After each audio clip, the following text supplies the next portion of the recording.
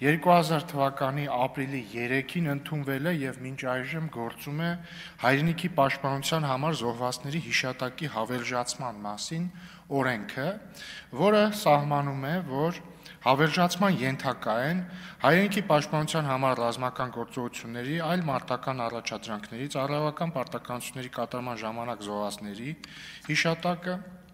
այլ պետությունների տարածքներում զինվորական պարտքի կատարելի զոհվածների հիշատակը,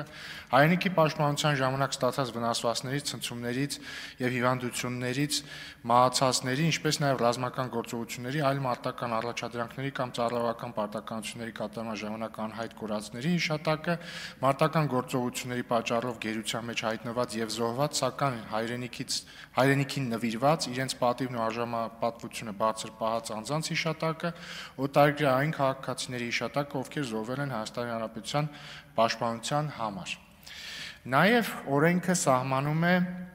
հայրենիքի պաշտպանության համար զոհվածների հիշատակի հավերժացման հիմնական ձևերը, որոնցից մեկը հիշարժան օրերի եւ համապետական հիշատակի օրվա ընդունումն է։ Սակայն մինչ օրս նման համապետական հիշատակի օր ընդունված չէ, եւ մենք կարծում ենք, որ նաեւ հաշվի առնելով վերջին տարիների իրադարձությունները,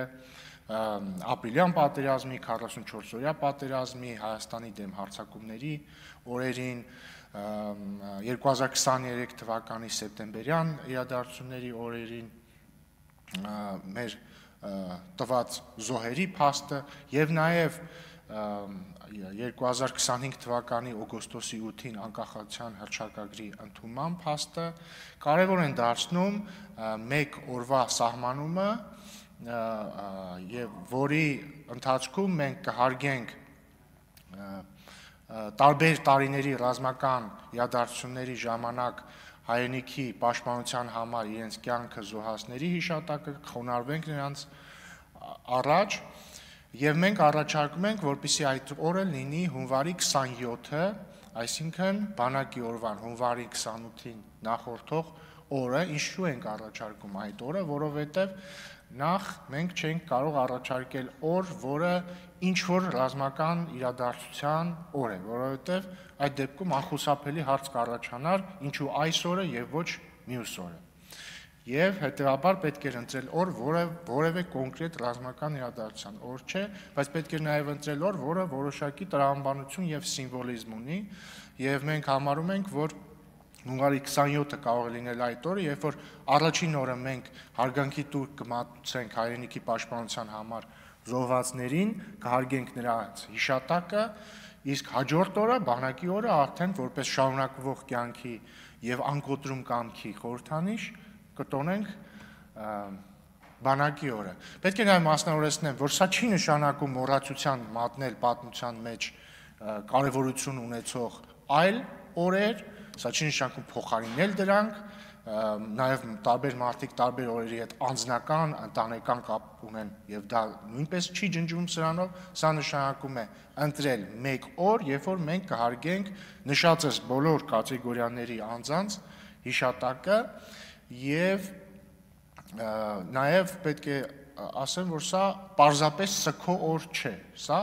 հիշատակի օր է, սա խոնարհումի օր է։ Առաջարկվում է, որպեսզի այդ օրը կոչվի հայրենիքի պաշտպանության համար զոհվածների հիշատակի օր եւ առաջարկում է, որպեսզի այդ օրը լինի ոչ աշխատանքային, որպեսզի հնարավորություն լինի պետական պաշտոնյաների, մասնավոր անձանց համար այցելել գերեզմաններ, եռաբլուր, այլ բնակավայրերի համապատասխան վայրեր, որպեսզի դպրոցականները կարողանան այցելել համապատասխան վայրեր եւ այսպես շարունակ։ Նաեւ ինչ է ենթադրում այսօրվա սահմանումը, որ այդ օրվան ընդառաջ եւ այդ օրը դպրոցներում, համալսարաններում կարող են անցկացվել միջոցառումներ, հեռուստաընկերությունները կարող են ռեպորտաժներ պատրաստել եւ այսպես շարունակ, այսինքն օրը ոչ միայն գերեզմաններ այցելելու մասին է, այլ նաեւ միջոցառումների